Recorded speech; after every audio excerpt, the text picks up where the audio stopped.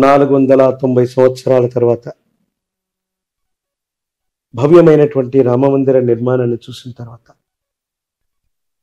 సనాతనమైనటువంటి ధర్మం పరిడవిల్లుతున్నటువంటి సందర్భంలో కేంద్రంలో మళ్ళీ మోదీ గారి యొక్క నేతృత్వంలో ఉన్నటువంటి భారతీయ జనతా పార్టీ అధికారంలోకి వచ్చేటువంటి అవకాశం. దీనికి రెండు ప్రధానమైన కారణాలు. బ్రహ్మం గారి యొక్క కాలజ్ఞానం అంటే కేవలం వింతలు విచిత్రాలు విశ్వ ప్రళయాల గురించి అని మనం అనుకుంటాం. ఎక్కడో వింత జరిగితే విచిత్రం సంభవిస్తే మనకు బ్రహ్మం గారి కాలజ్ఞానంలో ఏముందో తెలియకపోయినా బ్రహ్మం గారి కాలజ్ఞానంలో చెప్పారు ఇలా జరుగుతోంది అని అంటూ వింటూ ఉంటాం. బ్రహ్మం గారి కాలజ్ఞానంలో ఈ మాట, రెండక్షరముల పేరున్నవాడు దేశాన్ని పెక్కేండ్లు పరిపాలించేను.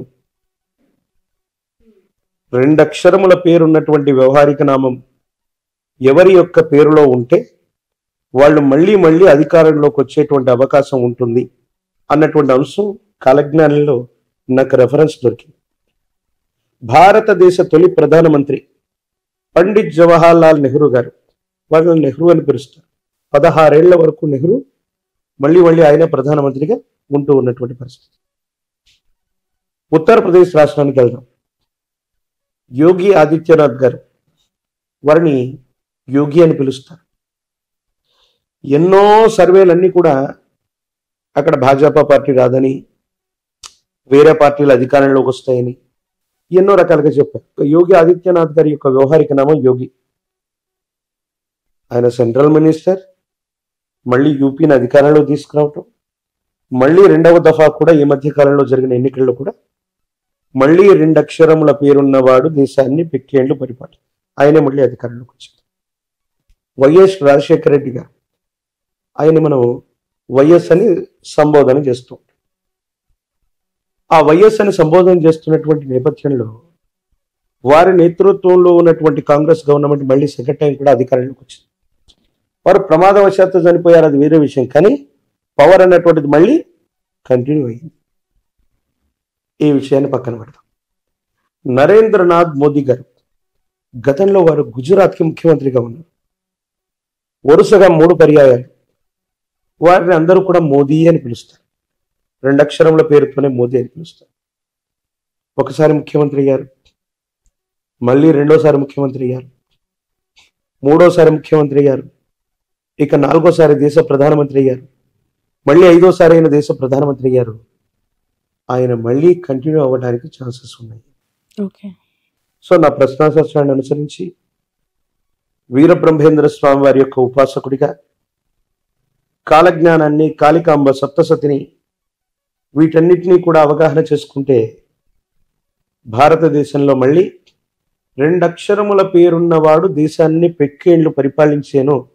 ఆ రెండక్షరముల పేరున్నటువంటి వ్యక్తి పరిపాలన కాలంలోనే మన భారతదేశం అవ్వచ్చు, ఆ రాష్ట్రం అవ్వచ్చు, చాలా గొప్పగా విరాజిల్లేటువంటి అవకాశం ఉంది అనేటువంటి అంశాన్ని గురించి మనం చెప్తున్నాం.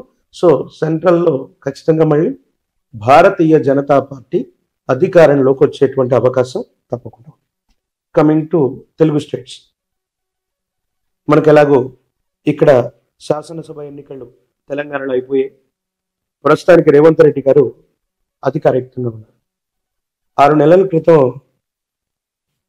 కాంగ్రెస్ పార్టీ అన్నటువంటిది, అంటే ఇది ప్రపంచానికి తెలియాలి, అంటే బ్రహ్మం గారి యొక్క వైభవం కాలజ్ఞానంలో ఉన్నటువంటి అంశం. ఉత్తరాన ఉన్నట్టి వంశంబు దేశాన్ని పెక్కేళ్లు పరిపాలించను. ఇదే యూట్యూబ్ సాక్షిగా మన గంట ఇంటర్వ్యూలో మన ఛానల్లో మాత్రమే నేను చెప్పినటువంటి అంశం. చాలా విషయాలు చాలా చోట్ల చెప్పాను, అవేవి జనబాహుళ్యంలోకి విస్తృతంగా వెళ్ళలేదు. ఈ అంశం జనబాహుళ్యంలోకి బాగా వెళ్ళింది. చాలా మంది తిట్టుకున్నారు, చాలా మంది పొగిడారు, అది వేరే విషయం. కాంగ్రెస్ పార్టీ అధికారంలోకి వచ్చేటువంటి అవకాశం ఉంటుంది. పైగా రాహుల్ గాంధీ లాంటి వ్యక్తి ప్రధానమంత్రి అవుతారా అన్నటువంటి ప్రశ్న ఆ రోజు మన యూట్యూబ్ నుంచి మన యాంకర్ అడిగితే నేను చెప్పినటువంటి రెఫరెన్స్ బ్రహ్మం గారి కాలజ్ఞానంలో యథాతథంగా ఉన్నమాట. ఉత్తరాన ఉన్నట్టి వంశంబు దేశాన్ని పెక్కేళ్లు పరిపాలించేను అన్నటువంటి అంశం ఉంది. అలాగే రావణ కాష్టమున కల్లోలమొకటి చెలరేగి దేశాన్ని అళ్ళ కల్లోలంబు చేసేను. ఈ 2 రెఫరెన్స్లు ఉన్నాయి. ఈ రెండు రెఫరెన్స్లను బట్టి నేను చెప్పాను. ఉత్తరాన ఉన్నటువంటి వంశం పండిత్ జవహర్లాల్ నెహ్రూ గారి యొక్క వంశం.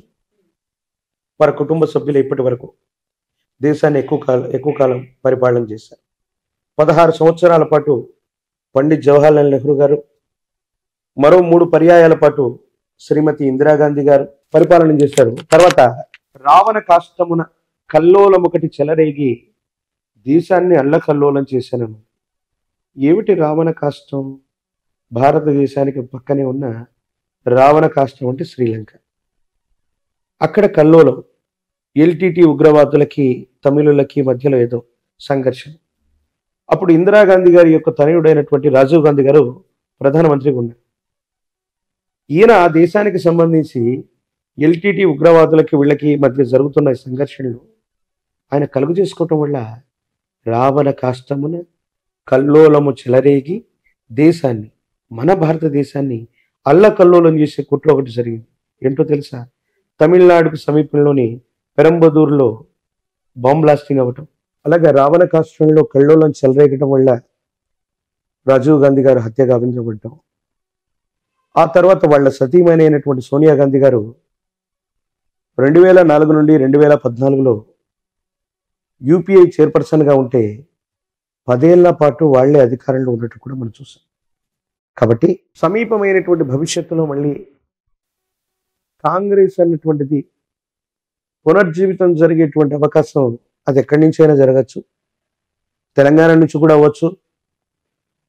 సమీప భవిష్యత్తులో ఇప్పటికిప్పుడు ఈ ఎలక్షన్స్లో కాకపోయినా రాజీవ్ గాంధీ గారు, ప్రియాంక గాంధీ గారు లేదా వాళ్ళ వంశాంకురాలు చివరి వ్యక్తి ఎవరు ఉన్నప్పటికీ కూడా భారతదేశానికి సంబంధించి ప్రజల చేత ప్రజల కొరకు ఎన్నుకోబడ్డటువంటి ఈ ప్రజాస్వామ్య ప్రభుత్వంలో ఎప్పటికైనా మళ్ళీ అధికార పీఠం లేదా ప్రధానమంత్రి పదవి ఖచ్చితంగా వారు దానికి దగ్గరగా ఉంటారు. ఈ ఎన్నికల్లో అది జరగకపోవచ్చు, కానీ సమీపమైన భవిష్యత్తులో వాళ్ళ కుటుంబంలో అసలు రాహుల్ గాంధీకి ప్రధానమంత్రి అయ్యే యోగ్యం భాగ్యం లేదు ఆయన జాతకం ప్రకారం చాలా మంది చెప్తూ ఉన్నారు మీలాంటి జ్యోతిష్యులు. రేవంత్ రెడ్డి గారు ఎమ్మెల్యేగా ఓడిపోయారు. కనీసం ఒక్కరు కూడా కాంగ్రెస్ బలం లేదు. కాంగ్రెస్ పార్టీ అధికారంలోకి రాదని చాలా మంది జ్యోతిష్యులు చెప్పారుగా. మరి ఏమైందంటారు? కలియుగంలో 5 ఏళ్లు గడిచినటువంటి మీదట పంచాంగములు పనికి మారినవైపోవు, నవగ్రహంబుల నడక మారేనని గురుదేవుల వాక్యం కూడా ఉంది. ఓకే, సో మీరు మెజర్ చేసే మెజర్మెంట్స్ కి అతీతవంతమైనటువంటి స్థితిగతుల్లో కలియుగంలో 5 ఏళ్లు గడిచినటువంటి మీదట ఇప్పుడు 5124 సంవత్సరాలు పురస్కరణ చేసుకున్నాం మనం. 5000 సంవత్సరాల నుంచి అంటే 100 ఏళ్ల నుంచే ఇలాంటి ఆటపోట్లు స్టార్ట్ అయ్యాయి. ఇంకా మనం అనుకున్నటువంటి గ్రహగతులు 30 నెలల్లోనే మందగమనుడైనటువంటి శని ఇక్కడి నుంచి ఇక్కడికి వెళ్తాడంటే 3 రోజుల్లో కూడా ఆయన ట్రావెల్ చేయొచ్చు. ప్రపంచంలో వింతలు విచిత్రాలు ఇంకా జరగబోతున్నాయి. కాబట్టి బ్రహ్మం గారి యొక్క కాలజ్ఞాన ప్రకారంగా సోనియా గాంధీ గారి యొక్క నేతృత్వంలో ఉన్నటువంటి వాళ్ళ కుటుంబ సభ్యులు, ప్రియాంక గాంధీ లేదా రాహుల్ గాంధీ, వీళ్ళ ఇరువురు లేదా వీరి కుటుంబ సభ్యులు చివరి వంశాంకురం ఉన్నంత వరకు భారతదేశానికి సంబంధించిన ప్రధానమంత్రి లేదా ఆ అధ్యక్ష పీఠానికి దగ్గరగానే వీరు ఉంటారు. ఇది సమీప భవిష్యత్తులో జరిగి తీరుతుంది.